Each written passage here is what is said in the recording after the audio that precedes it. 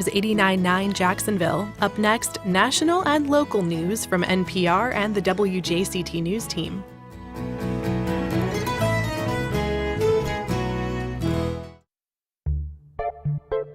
Welcome to First Coast Connect. I'm Letitia Barriola, in for Ann Schindler. On today's Friday News Roundtable, it's the biggest stories of the week. Schools scramble for emergency contacts as ICE detains local parents. The mayor's controversial airport video box is no more. DOGE delivers its Duval audit, but it only has about half as much wasteful spending as officials initially claimed. And English is the required language for Florida drivers starting today under a new license law. We'll talk about all that and more with our panel of journalists on our Friday Week in Review. Later, a gender inversion of a Broadway classic. We meet the cast of a local production of Lend Me a Soprano. Join our conversation. You can reach us on air by calling 904-549-2937, or you can go to firstcoastconnect.org and find all of the ways you can connect with us. It's all ahead this hour after the day's news. Live from NPR News in Washington, I'm Corva Coleman. The U.S. and Iran have held talks today in Oman. NPR's Jackie Northam reports. On the table for discussion is Iran's nuclear program, its support for proxies such as Hezbollah and Hamas, and limiting its arsenal of ballistic missiles. These are the first official talks the U.S. and Iran have held since the U.S. bombed 3 Iranian nuclear facilities last June. Iran is in a weaker position than a year ago when Israel devastated its air defenses last summer. The U.S. has been building up its naval and air defense systems as a show of force in the region. Jackie Northam, NPR News. Former President Bill Clinton and former Secretary of State Hillary Clinton have agreed to testify as part of a congressional investigation into late sex offender Jeffrey Epstein. NPR's Elena Moore reports the Clintons are sparring with Republican lawmakers over how they will testify and whether it will be public. The Clintons agreed earlier this week to testify, but there's been a war of words since then. In a statement on X, Hillary Clinton lobbies for their upcoming testimonies to be public instead of videotaped, arguing for transparency and claiming that despite the Clintons engaging in good faith with investigators, Republicans have, quote, moved the goalposts and turned accountability into an exercise in distraction. In response, the House Oversight Committee accuses the 2 prominent Democrats of trying to spin the facts, pointing to email exchanges in which the Clintons' lawyers initially agreed to the terms. Elena Moore, NPR News. The Pentagon says the U.S. military has conducted another deadly boat strike, this time in the eastern Pacific. The U.S. military says it struck a vessel purportedly carrying drugs and killed 2 people. Meanwhile, the Trump administration is being sued by the families of 2 men from Trinidad. They say the men were fishermen who were wrongly killed by the administration last year. Some TikTok creators say the platform's algorithm suddenly feels different. They're raising questions about political bias. TikTok was sold last month to companies aligned with the Trump administration. NPR's Windsor Johnston reports. It hasn't even been 24 hours since a MAGA-aligned group started owning TikTok, and my videos are already being messed up. Aaron Parnes is a political content creator who has nearly 5 million followers on TikTok. He says his views have plummeted since the app changed hands. Sarah Roberts studies content moderation at UCLA. She says the stakes are high. Social media firms play a major role in geopolitics at this point. At the same time, she says it's hard to determine bias in the algorithm. Many factors go into developing the recommendation algorithm, and one of the difficulties for creators is that they often don't know what the specifics are. TikTok has maintained it does not suppress political content based on viewpoint. Windsor Johnston, NPR News. You're listening to NPR. Good morning. This is WJCT News 89.9 Jacksonville. I'm Michelle Coram. The St. Johns County School District says it has about $3.5 million in debt, which it expects to balloon to between $10 million and $15 million by next school year. Superintendent Brennan Asplin says growth, inflation, and shifts in state funding are all contributing to the problem. According to our partner News4Jax, the district says more than 1,000 students this school year receive vouchers to attend private school or attend homeschooling, funneling $10 million out of the district. A measure that would prohibit public sector employees and contractors from being required to use people's preferred pronouns passed its first Senate committee this week. The bill would prevent adverse personnel action from being taken against any public sector employee or contractor who opted not to use someone's preferred pronouns based on their own beliefs. It would also require that job applications and other similar employment forms include only two genders and no non-binary option. State Senator Stan McClain is the bill's sponsor. It does prohibit government employers from imposing specific pronoun usage. Employees shouldn't be forced to choose between their conscience and their jobs. And taxpayers shouldn't be forced to fund discrimination against people. And the bill has to clear one more committee before it can be heard by the full Senate. Sunshine today near 63 degrees with wind chill values as low as 27 as we start the day. Clear tonight with a low of 45 degrees. Support for NPR comes from NPR stations. Other contributors include the William T. Grant Foundation, supporting research to improve the lives of young people. Online at wtgrantfoundation.org. And the listeners who support this NPR station.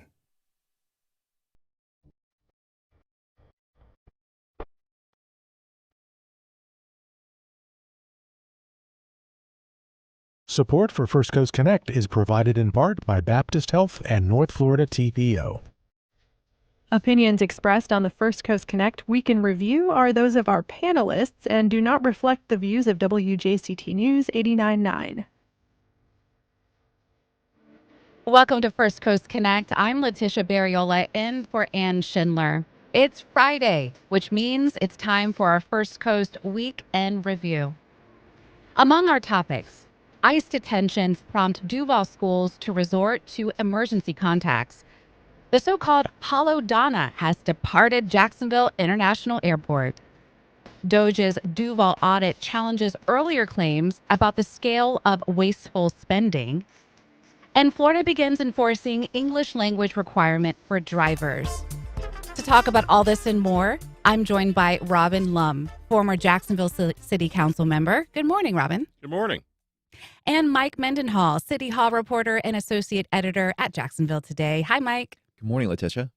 And we have Riley Phillips with us this morning, reporter at First Coast News. Welcome. Good morning. Happy to be here. And Megan Malacote, education reporter at Jacksonville Today. Good morning, Megan. Good morning. Happy Friday to all.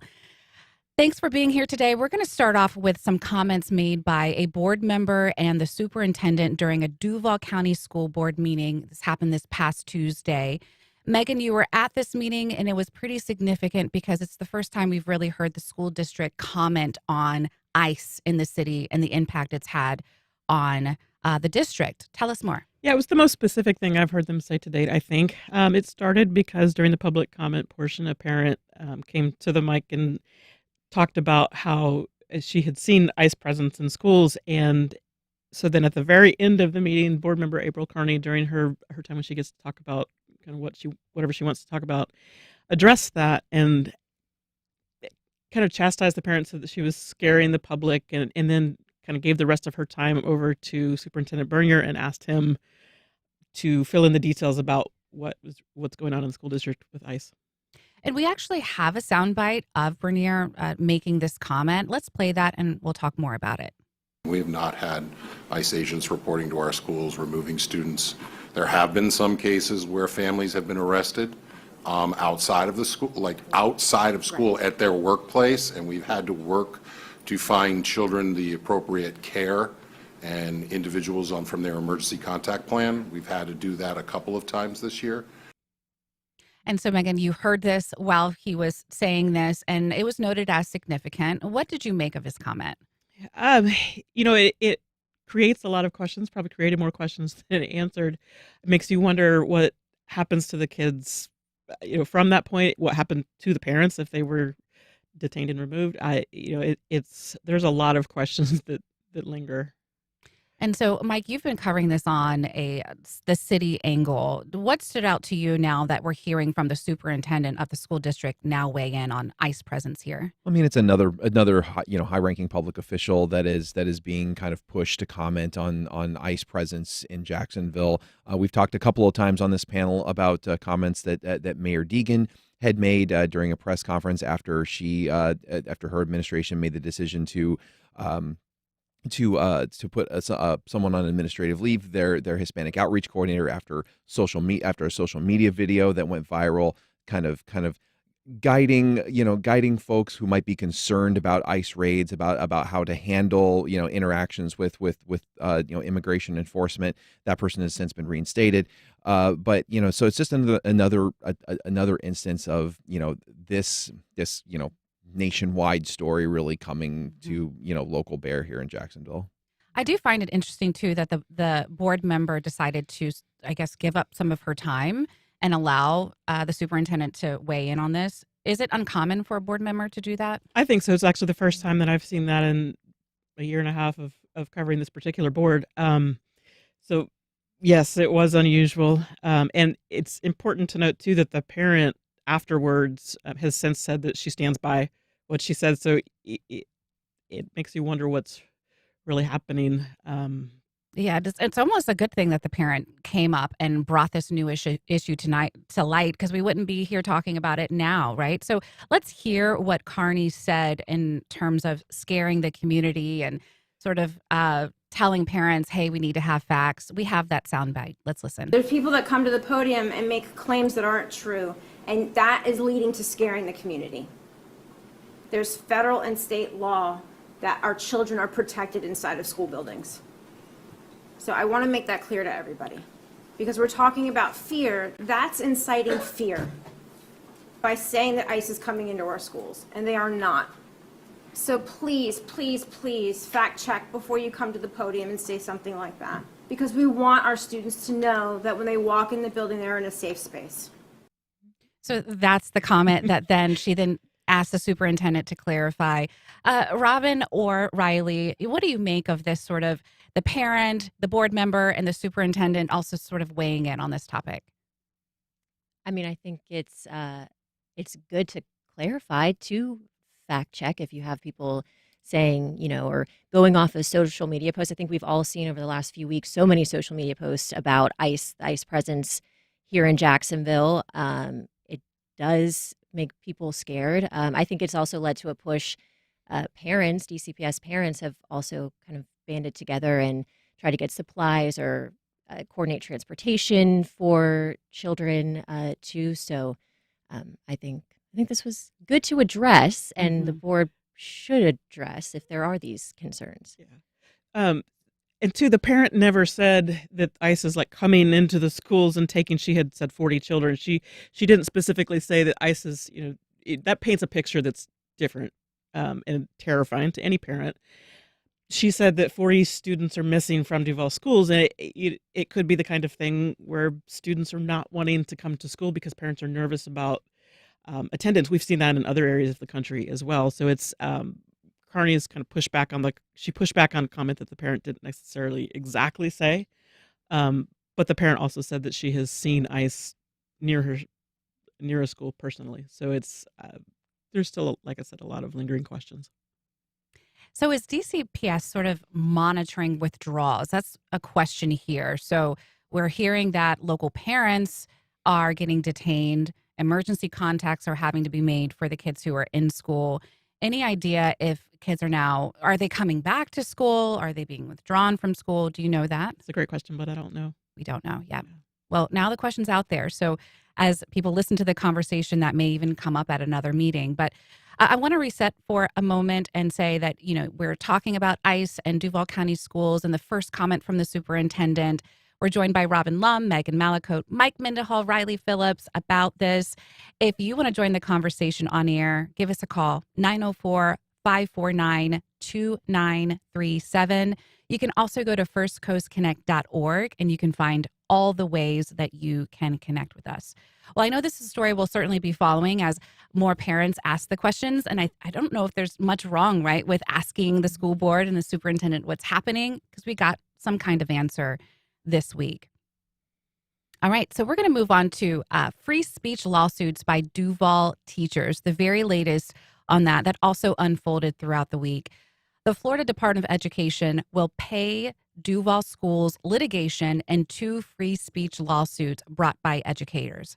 So, Megan, this has kind of a long tail. So if you can set us up again for why is this significant? We're hearing the state is going to foot the bill, but take us back to the original start of the lawsuits. Sure. It started in September with Charlie Kirk's murder.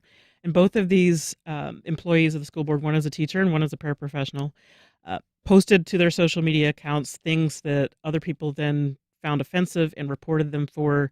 And Duval schools opened investigations. And in one case, in the teacher's case, Hope McMath's case, the state also has opened an investigation. And so it addresses that kind of lingering and common question of how much right to free speech do government employees have when it comes to social media. And both of these employees in this case feel like their rights were violated. And so they filed federal lawsuits in December. And we received records recently. We were able to report this week that in one of those suits, the school board, the 5 board members, the Department of Education, and the education commissioner are all named, and the same outside law firm in Tallahassee will be representing them, and the DOE is going to pay for all of it, which is relatively unusual. It is. Robin, you want to weigh it? Have you been watching this unfold and seeing that the state now wants to sort of pay for it? What do you make of this? I've been following Hope McMath for a number of years. And if you hire Hope McMath as a teacher, you know you're getting somebody who's got a very progressive point of view. And you pretty much are going to know what she's going to be posting on social media. I'm a free speech absolutist. Unless she has done something that has violated her contract or the policies of the school board on things that you should or should not be commenting on in social media, I think she has a very strong case. And don't forget, she's also sued Moms for Liberty by claiming defamation. And I think that's going to be, it reminds me of a SLAPP lawsuit, strategic lawsuit against public participation. And I think in Hope's case, she may discover that the court holds that she is a public figure. And so there would be a higher standard. She'd have to prove actual malice if she's going to prevail against Moms for Liberty. But it's I think ultimately she's in a strong position. I think that she has a right, even though I disagree with just about all of her views, she has a right to say what she wants to say when she's not in the classroom. Thank you for that, Robin. And we actually have a call now from Chris in Arlington, and I understand she is the mom who was at the school board meeting who made the comments. So let's hear from Chris. Good morning, Chris. You're on the air. Good morning. I actually did want to respond back to that because I do know for a fact that there are over 40 children in Duval County that has either gone to a country they've never been to due to deportation, or they are no longer enrolled in schools because they are not going out of fear, right? So these are things that us in the community take, we hold very true to our values. When we say we're community leaders, we don't just say it. We actually hold our people very close. So the majority of us, parents, me, many other people, and I'm not speaking for anyone else, but I'm going to tell you straight up, we know what's going on in this city. We know our people. We have their phone numbers. We show up when they're afraid to go to school to pick up their kids, which has been happening quite a bit. We have a complete connection in this community with the moms protecting other moms. So what April Carney stood up there and said was completely false. Parents are terrified to bring their children to school because there's a good chance that they won't be there to pick them back up. Okay? So this is a real fear. And for April to sit there and try to debunk it or create more fear mongering about this, it's disgusting. Chris, and I think that should be addressed. So, Thank you for that. Thank you for calling in. And, you're saying that, for a fact about the 40 students, I think the reporters here we all want to know sort of where are you getting that information? What is your source for that? Well, the source is other parents. We have a network in this community. especially people that may be documented legally but don't feel safe. This is not just people that are not documented.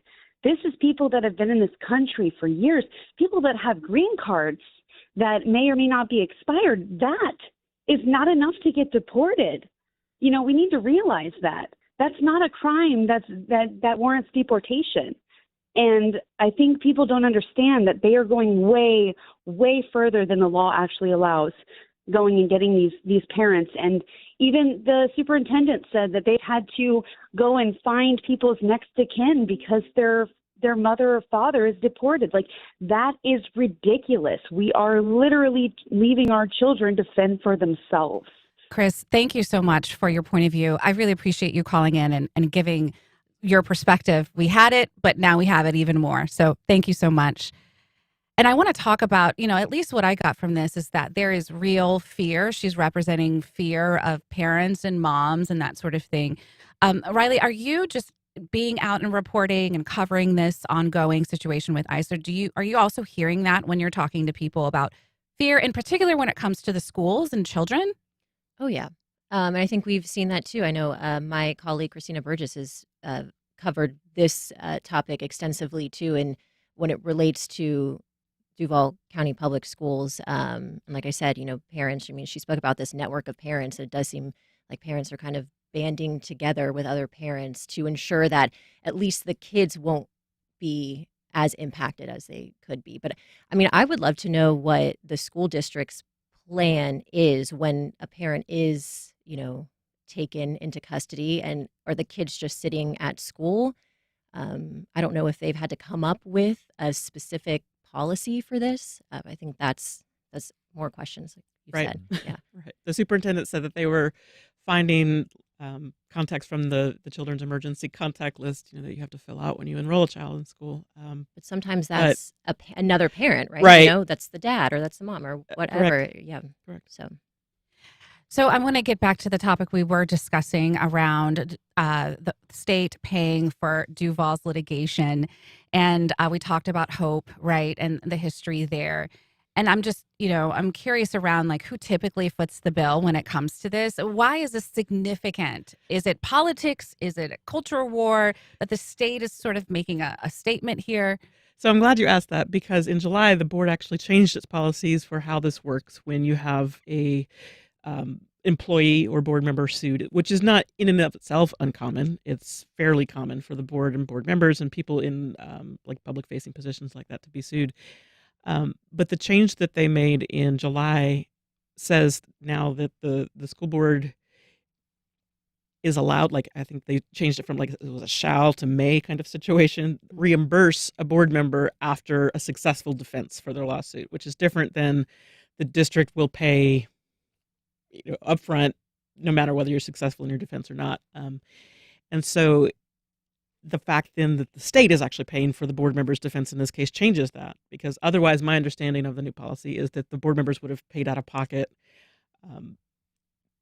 for their defense in this case. So it's interesting timing in that regard. And it's also, I guess I was expecting to see the OGC defend at least the district, probably.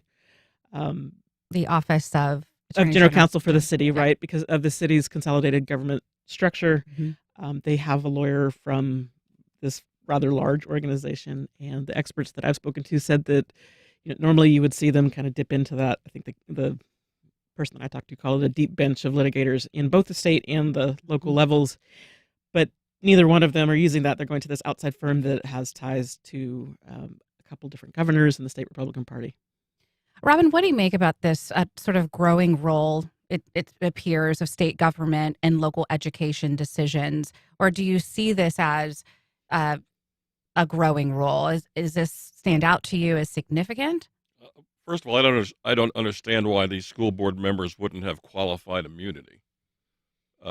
When I was on city council, I got to cast my vote and in the way that I thought was the most appropriate.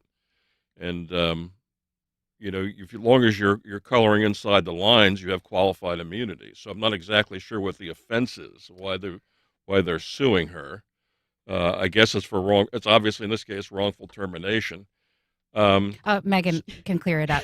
So she hasn't been terminated. She's sitting in a windowless room someplace on the south side. Right, and Right. so the district has cleared up its investigation and gave her a very low level kind of discipline that normally we would see her return to the classroom afterwards, but she's not been because the state investigation is still open. The reason she's all these board members are looking for a defense as well is because during the school board meeting in October, which was the first meeting following Charlie Kirk's murder, four of the board members wore Turning Point USA T-shirts on the dais, and then one of the board members, April Carney, read a letter. So the suit complaint says that she spent 6 minutes reading this letter that was very clearly disparaging to Hope McMath, and so that's, I think, what the complaint in the federal lawsuit papers says as to why they're specifically named. And then on that same day, they actually also voted to pay out a settlement to Thomas Caggiano, who was kind of on the other side ideologically, but also a teacher in trouble for his social media posts. And he had been removed and disciplined and all these things. And then the appeals court sided with him that he has the right of free speech, just like you said earlier, for his social media, whether or not you depend on, or which side you're on. And so McMath's lawyer has been very It's John Phillips, right? Yes, John Phillips. He's been quick to say that the pendulum of free speech swings both ways. And so if you're going to have to pay out to Thomas Caggiano for restricting his free speech, then McMath, his argument, should also have the same right to free speech. All right, so we're going to move on to the Holodonna drama, the hologram video box in the Jacksonville International Airport. And so why this is significant is because it elicited a lot of debate when it arrived, a lot of criticism from state leaders, and now Mayor Donna Deegan's hologram at the Jacksonville International Airport is gone. Riley, you've covered this since the hologram arrived at the airport in 2024 with quite the stir. And we know that Governor Ron DeSantis and the chief financial officer, Blaise and Golia, they all said it's wasteful. Like, why is it there? Kind of fill us in now on why it's been removed. What led up to that? Yeah, so the mayor's office said this week that it was removed because the agreement with the airport has expired. It was only supposed to be there temporarily, so now it's back in the custody of the city. The timing, though, I think people are pointing to and want to know if this is in reaction to the DOGE report and they're just trying to get rid of it. But it doesn't seem, at least from the city side, they're saying no, that it was time to go. Yep. And apparently there's plans for it in other places in the city. Yes, they are looking into what to do next with it. I think it was supposed to be something for the Public Works Department, maybe to help with permits and help people understand, how to fill out forms, things like that. So I think now that's their task, is to figure out what to do next with this. And the city has said it's city-owned, now back on city property. We will use it in the future, possibly at the main library and other locations. And it added in this other part, which is it's unfair for the airport to be subjected to constant hyper-partisan attacks. Robin, what do you make of now the hologram being moved, and we're actually going to see it still in the city in different places? I always thought it was kind of silly. I didn't know what specific purpose it served. Every mayor gets involved in trying to brand city government in their name. I remember Alvin Brown in 2012 suddenly decided that the Jacksonville Jazz Festival was Mayor Alvin Brown presents the Jacksonville Jazz Festival. Curry, all over the city's website, you would see his image when you first got to the city's homepage. There was Mayor Curry. They all do this. If they really wanted to do something that would benefit the citizens of Jacksonville or Jacksonville as a whole, probably video of why Jacksonville is a great place to live, and those, placed around the airport. But a hologram of Mayor Deegan, it just struck me as kind of silly and not necessary. Thank you for that, Robin. And now we have a call from Tom from the West Side, works at the airport authority, he says, and can speak to the drama. Hey, Tom, you are live on air. Yes, I work at the airport, and I've seen all the drama involving this holographic box there. The airport authority has worked hard to eliminate its impact on the public. The device was often off or muted, and even after the mayor responded to criticism by including Tony Vazzelli, the Roar, Jackson DeVille, and local landmarks in addition to her message, the machine was subsequently moved to a place where there is no foot traffic from the main concourse to an area near door 2, which no one goes out of. This has just really squandered the city's investment in this machine, and it's been really petty. I mean, I understand the mayor is controversial, but this going after this box was ridiculous. Thank you, Tom, for your call. I have another call from Steve from the Beaches. Steve, you are on air. Good morning. Hi, good morning. I just wanted to make the comment that holograms, the holographic technology, is a statement and was a statement about Jacksonville's forward thinking in terms of communications. And luckily, Donna was the central point of that, but it was a welcoming to Jacksonville by something that is indicative of where we're going as a city as far as communication technology. And it was a statement that was definitely worthwhile. Hey, thanks, Steve, for your comment. Mike, what do you make of this? So, I mean, the Holodonna itself, it was about $66,000, and that when the city brought out their statement about the temporary agreement with the airport, they said that it ended on February 1st. They said that agreement ended on February 1st. It just so happened to coincide with the release of the state's Florida DOGE report, which was also critical of the Holodonna and called it in the report, considered it waste. So, I mean, that kind of brings in, the question of the timing. If you go to airports around the country, it's not uncommon to see local officials, whether you hear them over the loudspeakers or photographical presentations of either a welcome message or an economic development push. And I think that that was the original stated intent of why to place this at the airport. But it was interesting because it did become a kind of a statement piece for state and local officials who kind of are in opposition to a lot of Mayor Deegan's proposals. There were press conferences that were in front of this Holodonna, showing it as waste, kind of mocking it. So it did kind of create this. It was a very visible talking point for a lot of folks that were critical of the way the mayor's office is handling spending.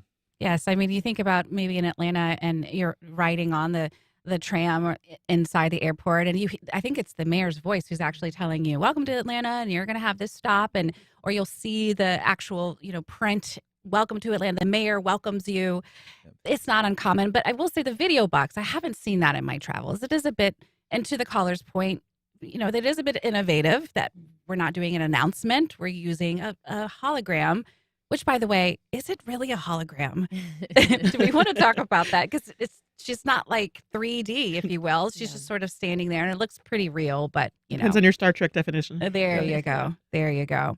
I remember seeing holograms at the University of Florida Library close to 45 years ago. There was one just inside the main entrance. And so, to me, a hologram is three-dimensional.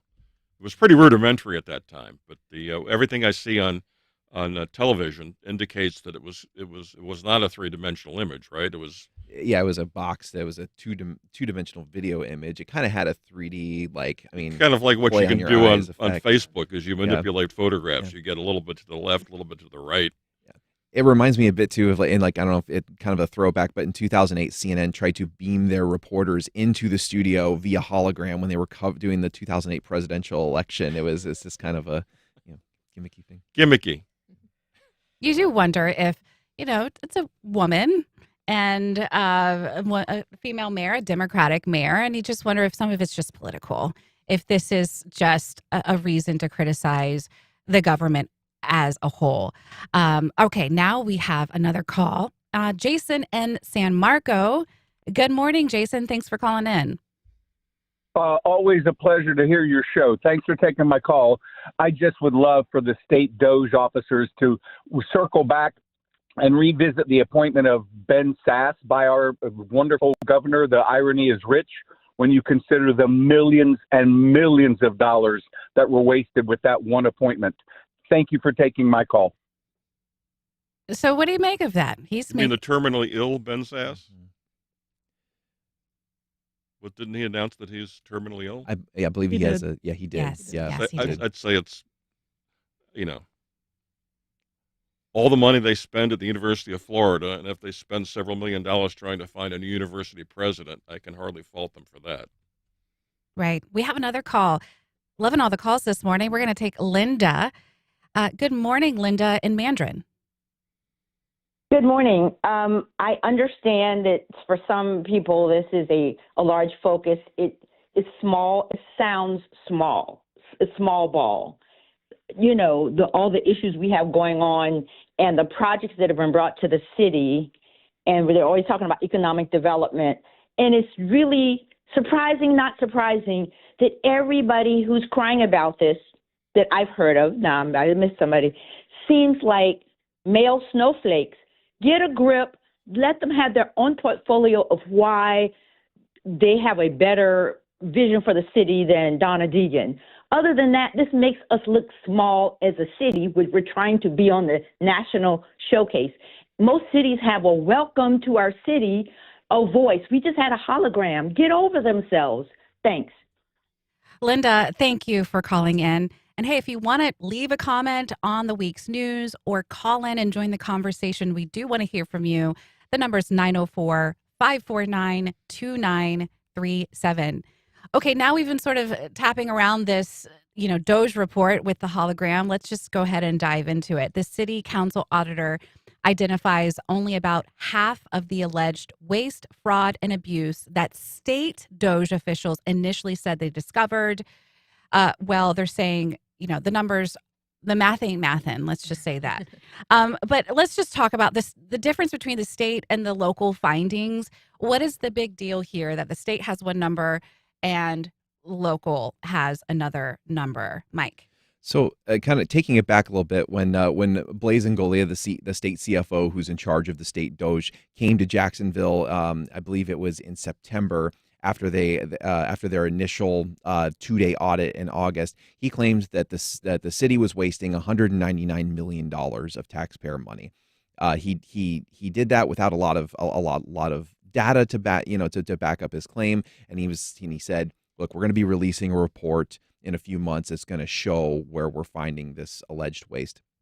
That report came out last week, and the Jacksonville City Council Auditor's Office did that analysis of it, and was only able to identify a portion of the numbers and figures that were in it. They were able to identify some of the budgetary numbers, say, yes, the city did appropriate this amount of money, but was not able to identify that top line $199 million that was being claimed. City council members on the DOGE committee, which just is there was only three of the members at this meeting.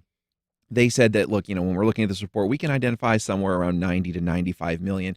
Now, the term waste is a bit subjective. A lot of the points that were identified in this report were public service grants, or grants that were issued by the Cultural Council of Greater Jacksonville. How the police and fire pension fund is investing its money. They're really policy decisions, So I mean, the term waste, I think, is kind of in the eye of the beholder here. I think that's something that this report, it made pretty clear. And the city council auditor, their job is very apolitical. Their job is really to look at the numbers themselves. They guide the city council through this annual budgetary process. It's really addition, subtraction. Where does the city council want to put its money? So that's I think the most important distinction to make in the analysis that they gave of the state DOGE report. And excuse me, but this is an exercise in just silliness. Every July, just after the council break, the finance committee begins deliberations on the following year's budget.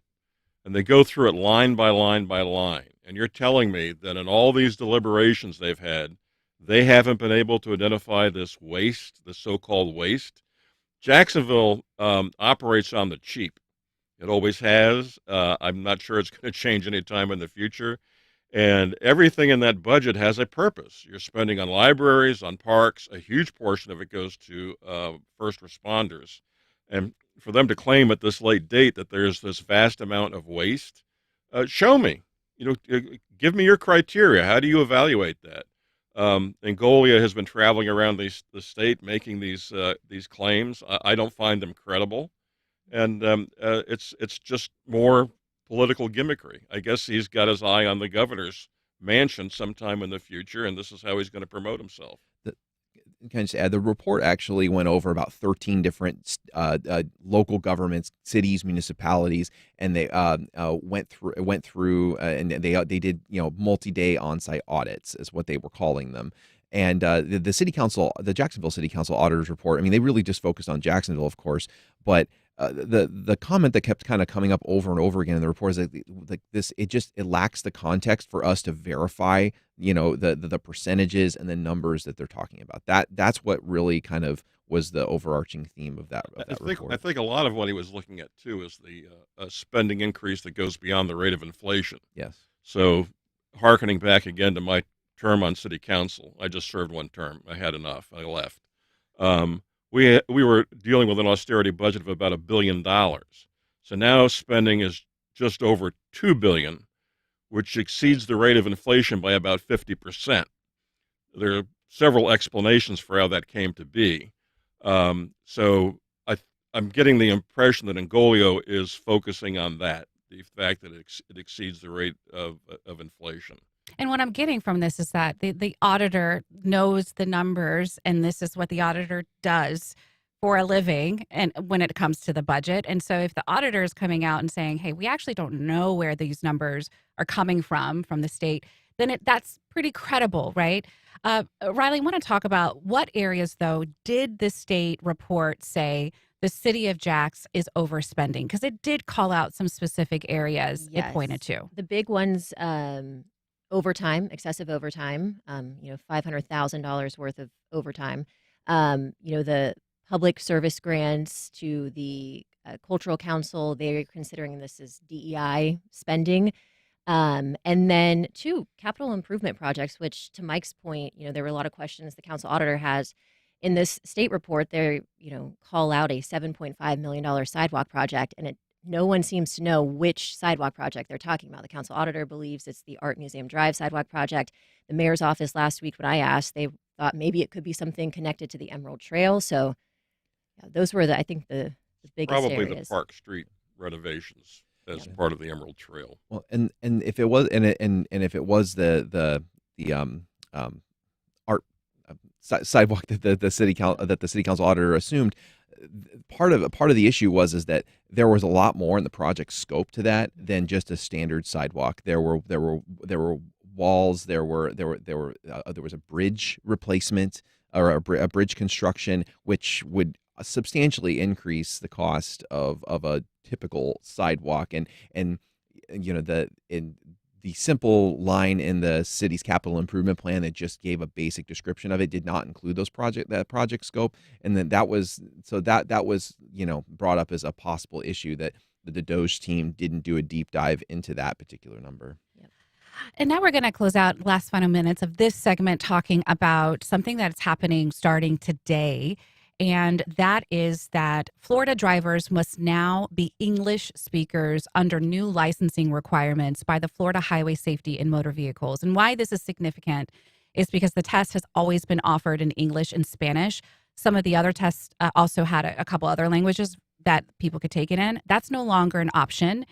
And so let's talk about the agency saying that also there cannot be an interpreter there. So the person's going to have to know the English language pretty well. Riley, catch us up on how did we kind of get there here? I know there's a backstory with a major accident that happened.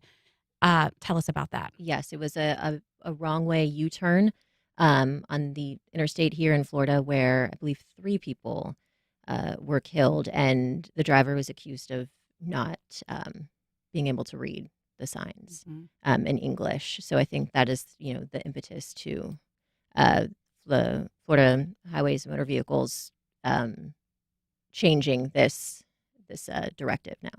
Robin, what do you think about, one thing to note too, that there wasn't a lot of warning that this was coming down. I think the decision was maybe a week or so ago, and it's effective today. How will this change the test taking process and the people who are taking the tests? How does it impact them? People who are taking the test have to be proficient in English. Well, road signs, highway warning, hazard signs that you see that the DOT posts on interstate highways, they're all in English. If you can't read them, then you're in danger to other drivers. There's also, though, this point that traffic signs typically prioritize universal symbols rather than words. There's a symbol, stop sign, that they're saying that there's not just words, that there are also symbols that are universally known, that this means stop, this means go. What do you make of I have that? a tree across the street from my house, a big, gigantic oak tree that's got a fairly low limb. And there are several times a year where trucks will approach it and suddenly realize that they're not going to clear that tree. And so if you posted a sign on the street that said, warning, low tree limb, no trucks over X amount of feet, you can't convey that message using symbols. Sometimes you've got to, and the warning signs that you see on the overhead displays on interstate highways, those are in English. You can't do that using symbols. So if you want to maintain safety on Florida highways, you need a people that are at least proficient in the English language. They don't have to be, obviously not native speakers, but people that can understand written English. Why do you think this is suddenly a problem now? Like, I kind of want to get to okay, I hear you. You got to be able to read and understand the signs. But is this also signaling maybe a push to limit the amount of people in this country that English is not their first language, and taking away the right for them to be able to operate a vehicle legally? Is there some other policy or cultural sort of... Nobody has a right to operate a vehicle. It's a privilege. And the state of Florida decides how that privilege is dispensed through its licensing. So the notion that people have a right to get behind the wheel of a car, that's just not correct. Well, if they pass the test. Yeah, and in order to pass the test, they have to be proficient in the English. Why do we think this is an issue today? To your point, Letitia, this could have that effect of, having fewer, fewer, folks that are of immigrants possibly from getting their license. I am curious though too. One thing that popped up in my head was that Jacksonville's a logistics hub, and we have a really large trucking industry, and particularly in distribution industry here in the city, And I'm curious to see if there'll be any type of economic impact, from limiting the, limiting the pool of applicants that can actually pass these driving tests, particularly our, long haul truckers, those kind of, any career that needs that driver's license. I'm curious about that. And also too, we also, Florida's interstate systems have a lot of truck drivers that come through here that are not licensed in Florida. They're licensed in other states, and there's really not anything that the state law can do about that. So I'm curious to see, if it's going to have the impact on safety that they claim, because you're seeing Florida has a lot of drivers that come from out of state. So a lot of the folks that use our roadways are not Floridians. Okay, we're going to go to a call to, actually, we're running out of a little bit of time here. I just want to say, though, the Poynter Institute reported that there is no evidence that drivers who take tests in foreign languages pose a higher risk on roadways. And only a handful of states are offering exams in English only: Oklahoma, South Dakota, and Wyoming, and now it's going to be Florida. So you wonder if it's not a national sort of thing that's happening, that states are taking this into consideration. Why Florida is. And you want anything to add as we close out, Megan? I see you nodding your head. No, not really. It's okay. I know we're running out of time. Okay. Well, that is our panel for today. I want to thank you all for joining us. Robin Lumb, Mike Mendenhall, Riley Phillips, Megan Malacote, thank you all for being here. And up next, a gender inversion of a Broadway classic. We meet the cast of a local production of Lend Me a Soprano.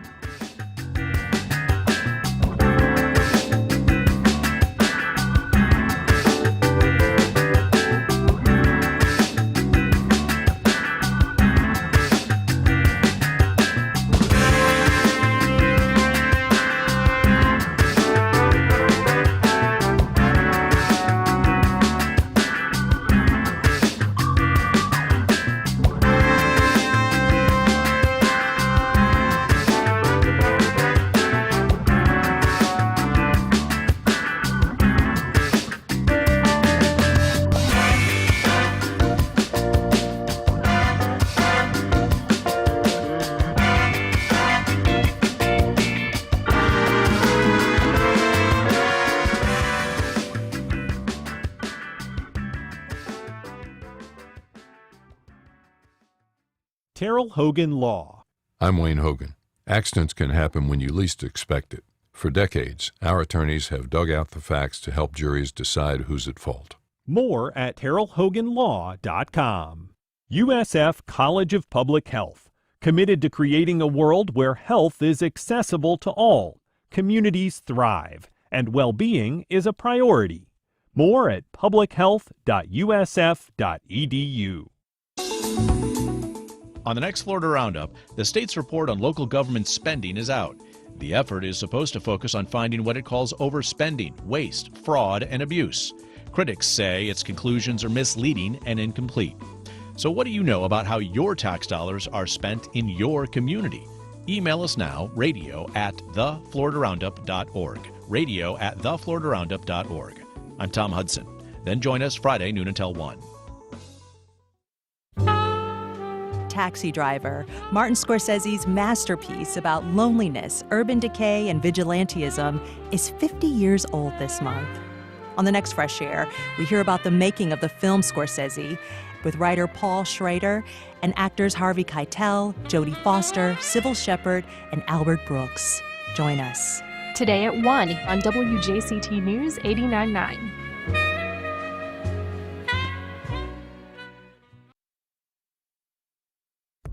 President Trump says it's time for a softer touch on immigration. Are we seeing that in Minnesota? On the next Friday News Roundup, the latest as the administration says it's pulling back. Plus, a big win for Democrats as California gets the go-ahead on a new congressional map, and new Epstein files reveal the identities of some survivors. That's all next time on 1A. Today starting at 10 on WJCT News 89.9.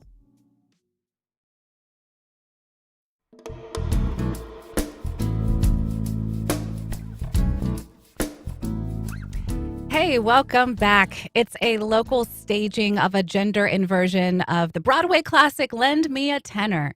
The first show of the cleverly named Lend Me a Soprano debuts exactly 1 week from today. And to tell us all about it, we have Janet Hill, the director of Lend Me a Soprano at the Amelia Community Theater. Good morning. Good morning, Letitia. We also have the three actors in the program. We have Anthony Rodriguez, actor playing Jerry. Hi, Anthony. Hello. Regina Torres, she's playing the really fascinating Elena Ferenzi. Hi, how are you doing? And Carlo Simide, a dear colleague of mine, also an actor playing Pasquale. Ah, buongiorno. Bonjour. No, that's French. I don't know. Okay. That was my last show. Janet, good morning. You are the director of this a play. What is this all about? What's the show all about? Well, it is definitely a comedy, and it is about really a young woman who finds the potential within her in the midst of absolute chaos. So when you're coming to the theater, what you will see is the Cleveland Grand Opera Company, that is staging a performance, a one-night only performance with the great Elena Ferenzi, world-renowned soprano, which is ironic because she's a mezzo soprano. And things just go horribly wrong. So what we find is that Joe really needs to save the day. And we have mistaken identities. We have a little slapstick humor. And we certainly have the opportunity for our audiences to come away with laughter and with joy and with a sense of hope for better things in a chaotic environment. Elena, tell us about some of the trouble she gets into. Well, she's a little bit known for imbibing and having affairs with young men that she meets as she's traveling. And so the other actors in the play decide that they need to tame her, and they end up dragging her into a coma. Carlos, are you dragging people into a coma? So you are the opera's manager's assistant. So I imagine. Oh, no, I'm her husband who is naive to all of this. So how are you two interacting during this? There's got to be a lot of moments between you two. That's pretty At funny. very high levels of volume. Lots of yelling. As I discover, my wife has this extracurricular life. Oh, I see. You discover about the drinking and the men. Kind of, Apparently. sort of, yeah. Okay, so that all happens on stage. And then for you, Anthony, what do you love most about your role and just the show in general? What I love about the show is the fact that it's got all these powerful women, and my character is trying to enter into this new world. He's a lawyer, so he's very black and white, but he's very interested in opera and women, and he wants to have a love life that's exciting, but his current girlfriend isn't really doing it for him. But throughout the story, he realizes he has everything that he needs, and he sees the potential within her that really fulfills him and brings him to realize that I have everything. She is what I want. She is what I need. So there's a bit of a love story happening within this as well. Yes. Which is why the weekend of Valentine's Day sounds like a great time for this to go live, right? Yes, absolutely. Who do you think should come to the show? Adults. Yes. So date night, It would maybe. make a wonderful Valentine's date night. Absolutely. And I want to mention this gender inversion. So tell me the relationship between the other version of the show, which is something about a tenor. Mhm. What is that one? Lend Well, me a tenor? Yes, the Okay. roles are changed so that the main characters here are the women. The two incredibly talented sopranos, I'm using my fingers, they're wonderful voices. And so how was that playing or trying to interpret sort of a role that was made for a man and you're having to do the female version of that? Well, we were very lucky because the playwright actually made a lot of accommodations to the plot in order to create a female version. But what I like about it is that there's a moment between Elena and Joe where we talk about the actual magical wonder of creation on stage. And part of what I do is also teaching voice to students that are both classical and musical theater.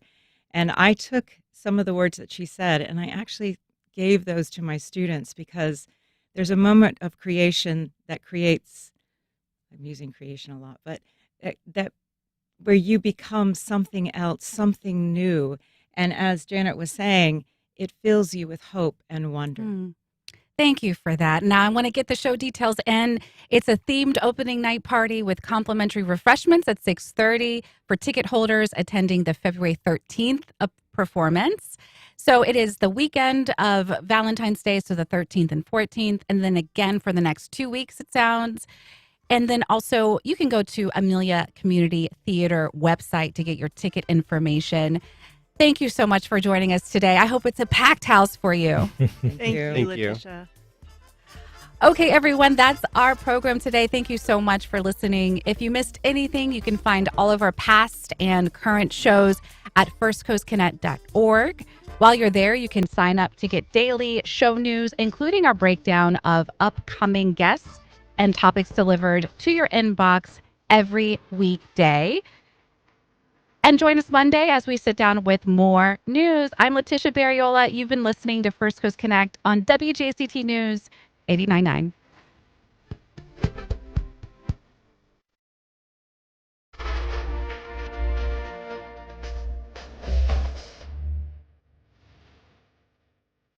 Support for First Coast Connect is provided by Baptist Health and the North Florida TPO. The North Florida TPO is dedicated to transportation planning, funding, clean fuels, and new technologies for a vibrant, resilient, and connected region. More information available at northfloridatpo.com. Baptist Health is a proud supporter of First Coast Connect. Baptist Health, committed to building a healthier community for all of us. More info at 202-4YOU or baptistjacks.com. Congaree & Penn, dedicated to agriculture and culinary endeavors, offering field-to-fork dining and outdoor experiences on over 300 acres. Sip, dine, explore. Information at congareeandpenn.com.